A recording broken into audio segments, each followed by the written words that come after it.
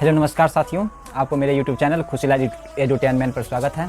जैसा कि पिछले क्लास में देखे थे, हम लोग विलोपन विधि के बारे में और जाने थे और विस्तार से जाने थे, और मैंने उसी क्लास में बोल दिया था कि अब अगला नेक्स्ट जो क्लास होगा प्रतिस्थापन विधि का होगा, जो कि हर एक साल कहीं ना कहीं विलोपन विधि प्रतिस्थापन विधि का एक ऐसा संबंध है कि दोनों में से एक को आना तय है। इसलिए आप दोनों में से एक को दोनों तैयारी कर लीजिए, एक तो आपका एग्जाम में आना ही आना है। तो जैसे पिछले क्लास में विलोपन विधि बताए थे, तो इस क्लास में प्रतिस्थापन विधि को विस्तार रूप से देखेंगे, पूर्ण रूप से देखेंगे।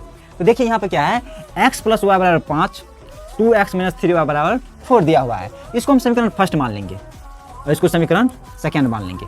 विलोपन विधि का एक खासियत था कि उसमें जो है दो समीकरण से काम चल जाता था, लेकिन ये इसमें दो से नहीं, इसमें 3 से काम चलाना पड़ता है। तो 3 आएगा कहाँ से? तो हम दो समीकरण दिया हुआ है, इसी में से एक तीसरा बना लेंगे। एक समीकरण दिया हुआ है x + y = 5, इसको समीकरण फर्स्ट माने हैं। एक दिया है 2x - 3y = 4, इसको सेकंड माने हैं। तो दोनों में से क्या करेंगे, एक समीकरण को थर्ड में कन्वर्ट कर देंगे, बदल देंगे। तो हम मान के चले समीकरण फर्स्ट ले लेते हैं। समीकरण फर्स्ट से, यहाँ समीकरण फर्स्ट से फर्स्ट दिया हुआ है x + y = 5। हम यहाँ से x का भी मान निकाल सकते हैं और y का भी मान निकाल सकते हैं। तो चलिए x का मान निकालते हैं। हम x का मान निकालेंगे तो x बराबर क्या हो जाएगा, x बराबर 5 - y प्लस y है, तो उधर निकाले तो -y। अगर हम y का मान निकालते, y यहाँ पे रखते और x उधर भेज देते तो 5 - x हो जाता। और जो हमारा डाटा बचा है, इसको हम समीकरण थर्ड मान लेंगे। समीकरण इसको क्या मान लेंगे, थर्ड मान लेंगे। और यहाँ पे क्या करेंगे, जिस समीकरण से समीकरण थर्ड निकाले हैं, उस समीकरण में थर्ड का मान नहीं रखेंगे। जैसे यहाँ देखिए, हम यहाँ समीकरण फर्स्ट से निकाले हैं, यहाँ समीकरण फर्स्ट से निकाले क्या, थर्ड निकाले हैं। तो हम जब ये x का मान फर्स्ट में नहीं रखेंगे, क्योंकि x का मान हम सेकेंड में रखेंगे। कहाँ पे रखेंगे, सेकेंड में रखेंगे। तो यहाँ देखिए रख देंगे x का मान समीकरण सेकेंड में रखने पर समीकरण सेकेंड में रख रहे हैं। तो सेकेंड कितना दिया हुआ है, 2x - 3y = 4। यहाँ 4 है, यानी कि 4 दिया हुआ है। तो x का मान कितना है, 5 - y। x का मान कितना है, 5 - y और -3y = 4। इसके बाद देखिए इसको क्या हो जाएगा, ये दोनों के साथ क्या हो जाएगा, गुना हो जाएगा। क्या हो जाएगा, गुना हो जाएगा। यहाँ गुना करेंगे तो 2 और 5 को गुना करेंगे तो 2 × 5 = 10 और -2 और y को गुना करेंगे तो 2y और -3y = 4। उसके बाद क्या करेंगे, यहाँ पे क्या हो जाएगा, 10 और -2y और -3y, तो -5y = 4। -2y - 3y यानी कि -5y = 4।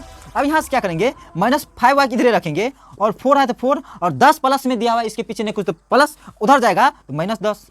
यहाँ क्या हो जाएगा, -5y = -6 उसके बाद यहाँ से देखिए क्या हो जाएगा, यहाँ से यहाँ आ जाएंगे।